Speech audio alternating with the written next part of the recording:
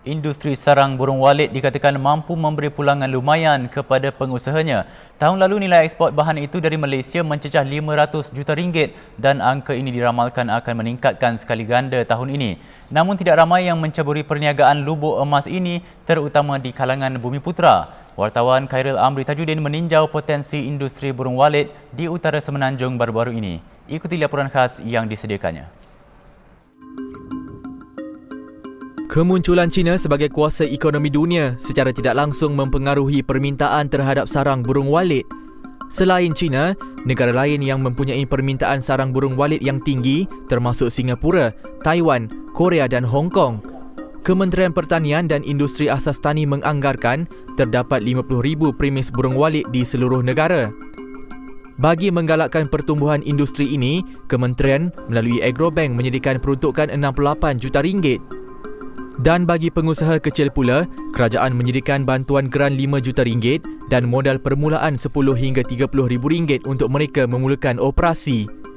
Dari sejarahnya, industri burung walit mula diusahakan di Indonesia. Namun kesan bencana alam seperti letusan gunung berapi, gempa bumi dan tsunami menyebabkan burung walit berhijrah ke Malaysia. Pada mulanya sarang burung walit di negara ini dituai di kawasan gua yang merupakan habitat asalnya. Terdapat 8 spesies burung walit, namun hanya spesies Aerodromus fusifagus dikenal pasti menghasilkan sarang bermutu tinggi.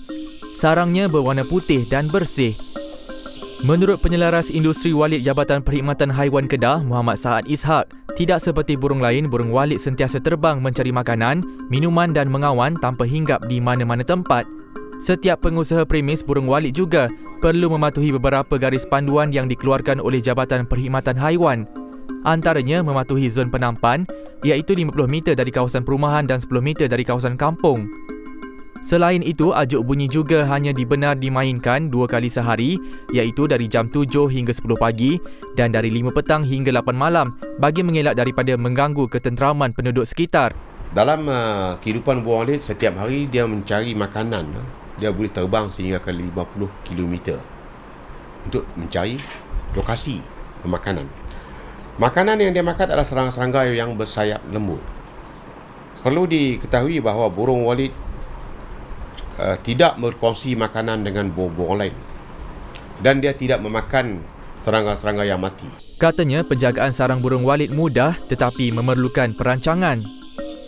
Pengusaha baru pula dikehendaki menyediakan pelan perancangan kepada pihak berkuasa tempatan dan Jabatan Perkhidmatan Haiwan untuk dikaji kesesuaian lokasi yang dicadangkan. Katanya premis burung walit seelok-eloknya didirikan di kawasan pertanian bagi memudahkan burung walit mencari makanan. Setiap rumah burung perlulah menyerupai suasana di dalam gua kerana pada awalnya burung walit bersarang di dalam gua.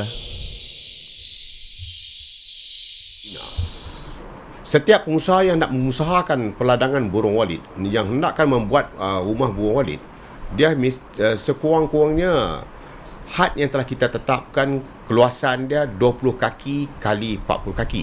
Minimum size. Ketinggian dia melebihi 7 kaki. Burung walit keluar mencari makanan selepas matahari terbit dan hanya pulang ke sarang menjelang senja. Unggas ini menghasilkan sarang berkualiti pada musim hujan. Bahagian kedua laporan khas burung walit esok akan melakarkan pengalaman peribadi pengusaha yang telah berjaya. Khairil Amri Tajudin, Berita Al-Hijrah.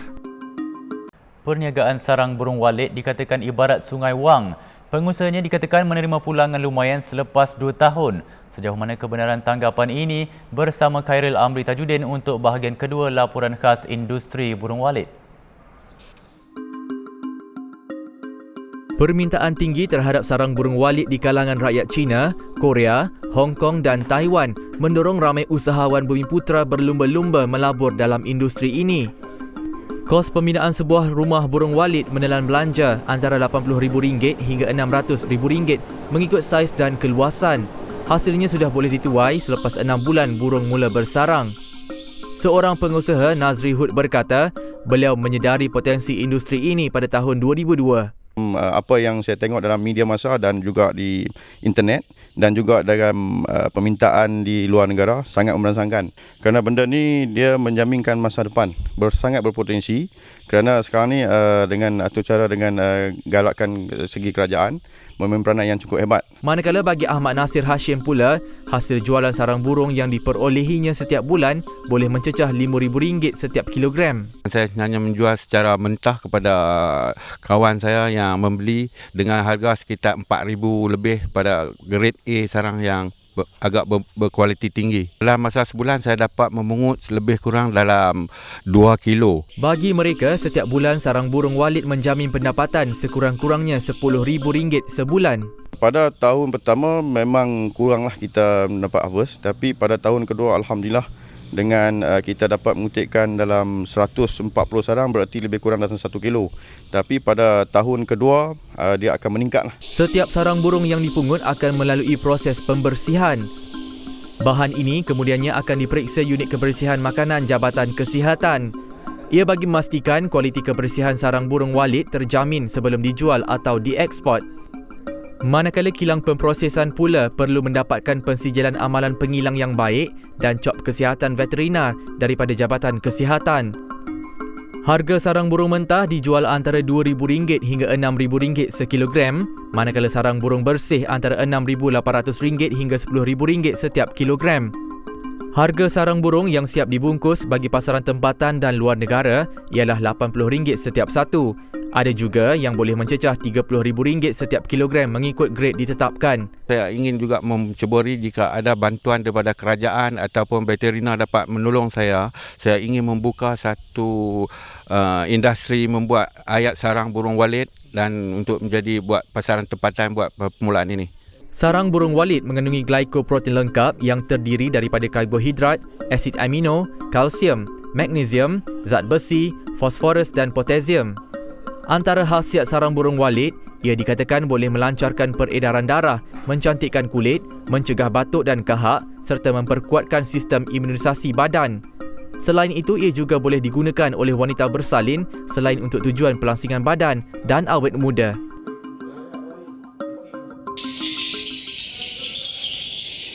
Bagi menggalakkan lebih ramai usahawan Bumiputera menceburi industri sarang burung Walid ini, kerajaan sentiasa memberikan bantuan dan sokongan agar usaha menjadikan Malaysia sebagai negara pengeluar sarang burung Walid utama dunia dengan nilai ekspor RM5 bilion setahun menjelang 2015 dapat dicapai. Khairul Amri Tajuddin dan Jurukamera Nazirul Hafiz, Berita Al Hijrah.